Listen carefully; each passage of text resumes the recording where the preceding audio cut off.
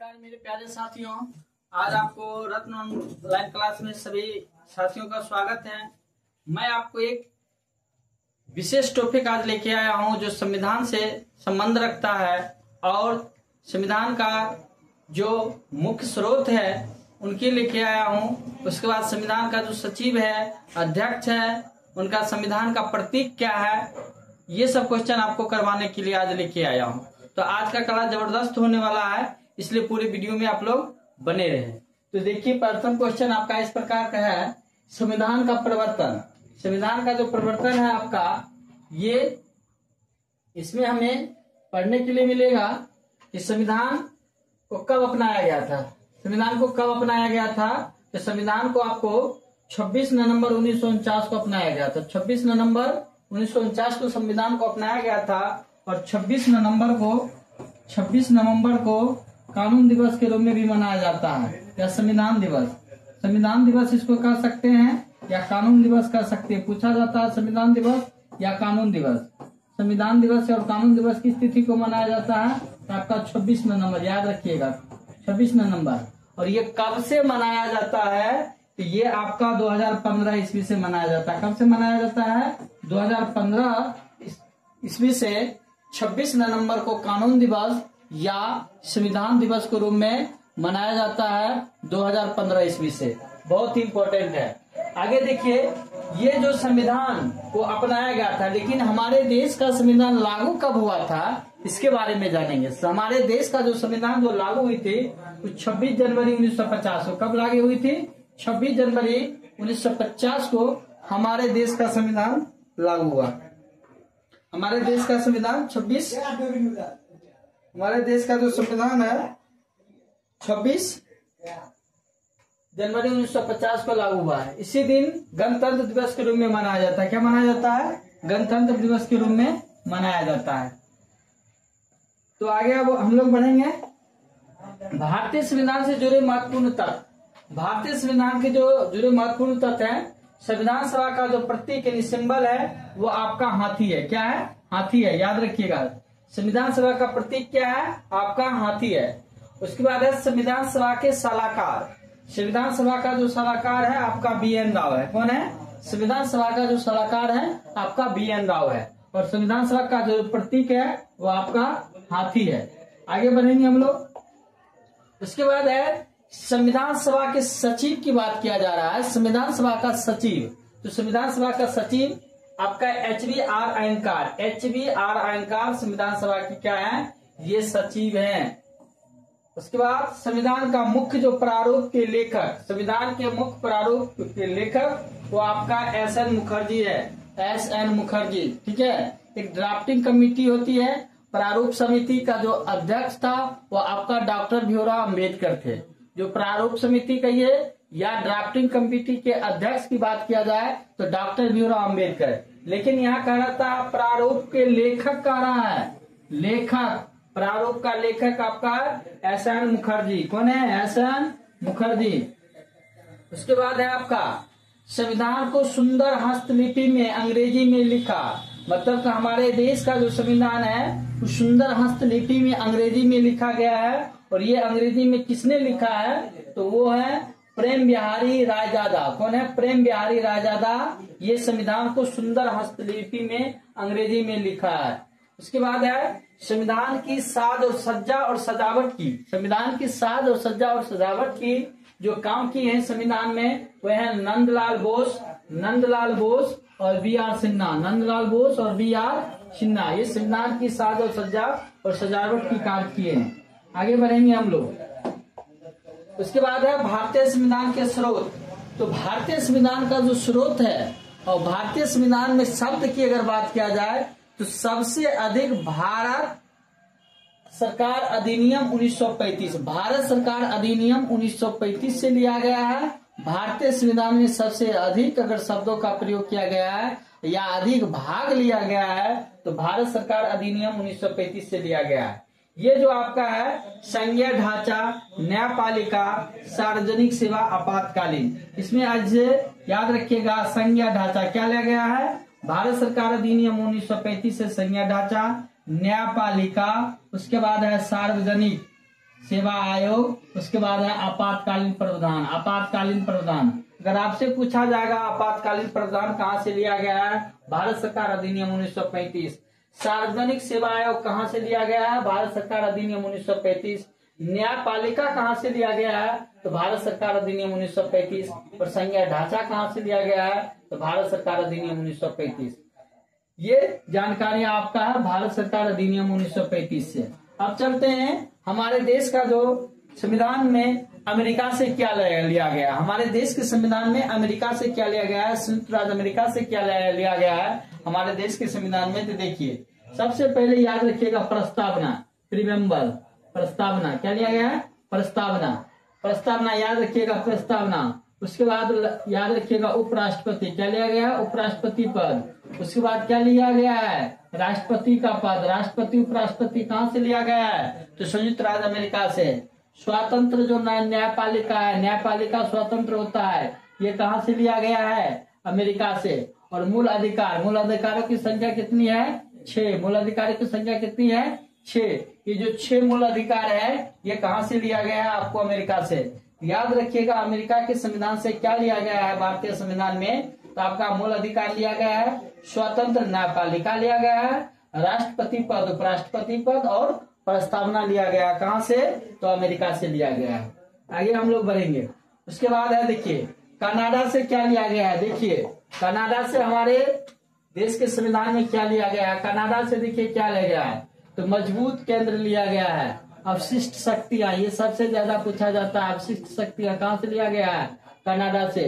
राज्यपाल की नियुक्ति, देखिए राज्यपाल की नियुक्ति ये कहाँ से लिया गया है, तो कनाडा से। राज्यपाल की नियुक्ति कहाँ से लिया गया है, कनाडा से। और सर्वोच्च न्यायालय, सर्वोच्च न्यायालय की सलाहकार की शक्ति, सर्वोच्च न्यायालय की सलाहकार की शक्ति कहाँ से लिया गया है, तो कनाडा के संविधान से लिया गया है।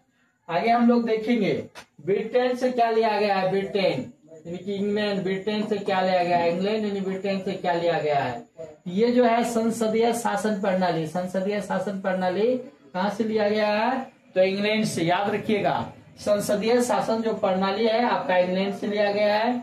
एकल नागरिकता ये कहाँ से लिया गया है, ये भी आपका इंग्लैंड से लिया गया है। 2 सदनीय व्यवस्था कहाँ से लिया गया है, तो ये इंग्लैंड से लिया गया है।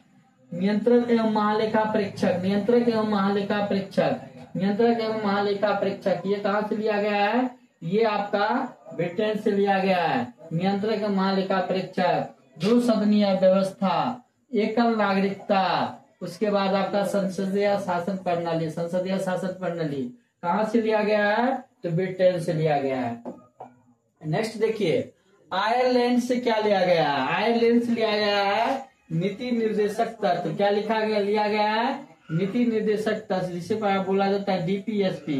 राष्ट्रपति की चुनाव की विधि, राष्ट्रपति की चुनाव की विधि, तो राष्ट्रपति चुनाव की जो विधि है और नीति निर्देशक तत्व कहाँ से लिया गया है, तो आपको आयरलैंड से लिया गया है। कहाँ से लिया गया है, आयरलैंड। याद रखिएगा आपका आयरलैंड से क्या लिया गया है, नीति निर्देशक तत्व और राष्ट्रपति के चुनाव की विधि। इसके बाद चलते हैं दक्षिण अफ्रीका। दक्षिण अफ्रीका से क्या लिया गया है, देखिए दक्षिण अफ्रीका से राज्यसभा सदस्यों का चुनाव, जो राज्यसभा के सदस्यों का जो चुनाव होता है वो कहाँ से लिया गया है, दक्षिण अफ्रीका से। याद रखिएगा राज्यसभा की चुनाव जो होता है वो कहाँ से लिया गया है, दक्षिण अफ्रीका। कहाँ से लिया गया है, दक्षिण अफ्रीका से। उसके बाद है संविधान संशोधन की प्रक्रिया, संविधान संशोधन की प्रक्रिया कहाँ से लिया गया है, तो दक्षिण अफ्रीका से। याद रखिएगा संविधान संशोधन की प्रक्रिया कहाँ से लिया गया है, दक्षिण अफ्रीका से। संविधान संशोधन की प्रक्रिया और राज्यसभा सदस्यों का चुनाव दक्षिण अफ्रीका से लिया गया है। उसके बाद है जापान से क्या लिया गया है, विधि द्वारा स्थापित प्रक्रिया। जापान से आपका क्या लिया गया है, विधि द्वारा स्थापित प्रक्रिया। विधि द्वारा स्थापित प्रक्रिया ओनली 1 है, इसलिए याद रखिएगा बड़ा महत्वपूर्ण है, ओनली 1 है। विधि द्वारा स्थापित प्रक्रिया कहाँ से लिया गया है, तो आपको जापान से लिया गया है विधि द्वारा स्थापित प्रक्रिया। फ्रांस से देखिए ये सबसे अधिक पूछा जाता है, फ्रांस से स्वतंत्रता, समानता और बंधुत्व। ये समानता, स्वतंत्रता, बंधुत्व ये फ्रांस से लिया गया। और फ्रांस की जो क्रांति हुई थी 1789, फ्रांसीसी क्रांति 1789, इसी से ये लिया गया भारतीय संविधान में, स्वतंत्रता, समानता और बंधुत्व, स्वतंत्रता, समानता और बंधुत्व फ्रांस की राजक्रांति से लिया गया था, जो 1789 की क्रांति से संबंधित है। उसके बाद है ऑस्ट्रेलिया। ऑस्ट्रेलिया से आपका संवर्ती सूची क्या लिया गया है? संवर्ती सूची। ऑस्ट्रेलिया से क्या लिया गया है? संवर्ती सूची। ऑस्ट्रेलिया से क्या लिया गया है? संवर्ती सूची आपका ऑस्ट्रेलिया है। सूची कितनी होती है? 3, संघ सूची, राष्ट्र सूची और संवर्ती सूची। संघ सूची, राष्ट्र सूची और संवर्ती सूची। तो संवर्ती सूची जो होता है इसमें राज्य और केंद्र दोनों मिलाकर, ठीक है ना, कानून बनाते हैं। संघ सूची में सिर्फ केंद्र सरकार की कानून होती है और राज्य सूची में सिर्फ राज्य सरकार की कानून होती है, ठीक है ना। विशेष परिस्थिति में कभी कभी राज्य सूची में केंद्र सरकार का भी कानून बनाया जाता है, लेकिन अगर अलग अलग बात किया जा रहा है तो संघ सूची में केंद्र सरकार, राज्य सूची में राज्य सरकार और संवर्ती सूची में होता है तो केंद्र और राज्य दोनों मिलकर कानून बनाने का कार्य करते हैं, ठीक है। तो संवर्ती सूची ऑस्ट्रेलिया से लिया गया है। संसद के दोनों सदनों की संयुक्त बैठक, तो संसद की दोनों सदनों की जो संयुक्त बैठक है वो भी आपका ऑस्ट्रेलिया से लिया गया है। संसद के दोनों सदनों की जो संयुक्त बैठक है वो भी आपका ऑस्ट्रेलिया से लिया गया है। और प्रस्तावना की भाषा है। प्रस्तावना पहले कहाँ से बताए थे? तो आपको अमेरिका से। प्रस्तावना कहाँ से लिया गया? अमेरिका से। प्रस्तावना कहाँ से लिया गया? अमेरिका के। लेकिन प्रस्तावना की भाषा याद रखिएगा, प्रस्तावना और प्रस्तावना की भाषा दोनों अंतर है। प्रस्तावना और प्रस्तावना की भाषा, प्रस्तावना की जो भाषा है आपको ऑस्ट्रेलिया से लिया गया है और प्रस्तावना आपको अमेरिका से लिया गया। प्रस्तावना आपको अमेरिका से लिया गया है और प्रस्तावना की भाषा आपको ऑस्ट्रेलिया से लिया गया है। आगे बढ़ेंगे हम लोग। सोवियत संघ, देखिए सोवियत संघ से क्या लिया गया है? देखिए सोवियत संघ यूएसएसआर से क्या लिया गया है? मौलिक कर्तव्य। क्या है? मौलिक कर्तव्य। जो मौलिक कर्तव्य कहाँ से लिया गया है? तो सोवियत संघ यूएसएसआर से लिया गया है, ठीक है ना। जो मौलिक कर्तव्य की संख्या कितनी है? 11। मौलिक कर्तव्य की संख्या कितनी है? 11। जिसे मौलिक अधिकार 6, मौलिक अधिकार कितने हैं? 6। इसी प्रकार मौलिक कर्तव्य की संख्या कितनी है? 11। और मौलिक कर्तव्य किस देश के संविधान से ली गई है? तो आपको सोवियत संघ से। कहाँ से ली गई है? सोवियत संघ का आपसे मौलिक कर्तव्य ली गई है। उसके बाद है सामाजिक, आर्थिक और राजनीतिक न्याय। सामाजिक, आर्थिक और राजनीतिक न्याय। सामाजिक, आर्थिक और राजनीतिक न्याय जो है आपका, जो न्यायिक व्यवस्था है 3 प्रकार का होता है। न्यायिक व्यवस्था कितने प्रकार के होते हैं? 3 प्रकार के।